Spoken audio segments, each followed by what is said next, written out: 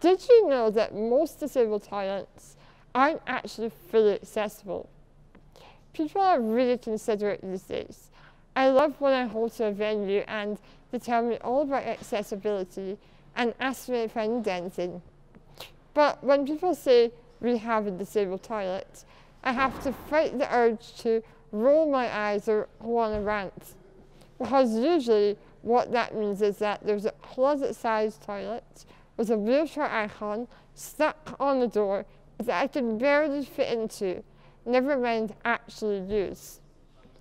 So most disabled toilets aren't actually accessible at all. When I'm outside and I need to pee, I'm often stuck. Let's have a look, shall we? Now, this toilet is just big enough for me to get my wheelchair into. I've had some occasions where I've had to literally fold up the footplates on my chair to fit into a disabled toilet.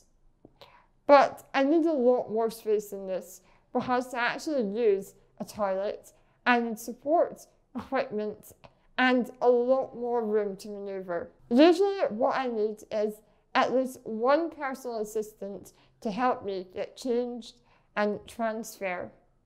I also need a changing bed and a device called a hoist, which is what helps me to transfer from my chair to a changing bed and onto the toilet and back. Now, there's only just enough room for my wheelchair to maneuver in this space, so we definitely couldn't have any of the other equipment or the support that I mentioned.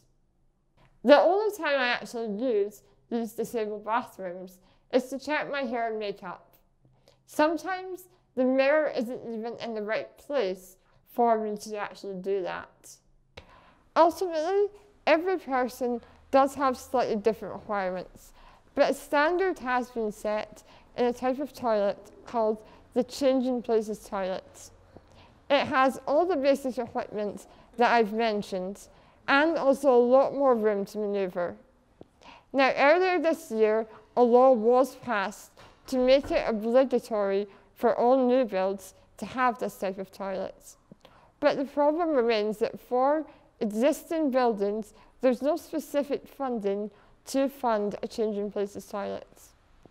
But there are options out there, such as SSE community grants, the lottery fund, and organisations who help with corporate responsibility initiatives. Crowdfunding is also a fantastic way to raise money and get a lot more awareness while you're doing that. The problem remains that most buildings just don't have toilets that I can use. It's really unfair, and it means that I have to either take trips back home, be dehydrated, or just not go out that often. At the end of the day, we're all human and we all need to pee. So we should have toilets that every person can use. But until then, I have very little choice in how much water I can drink. So I guess it's straight rum all night for me.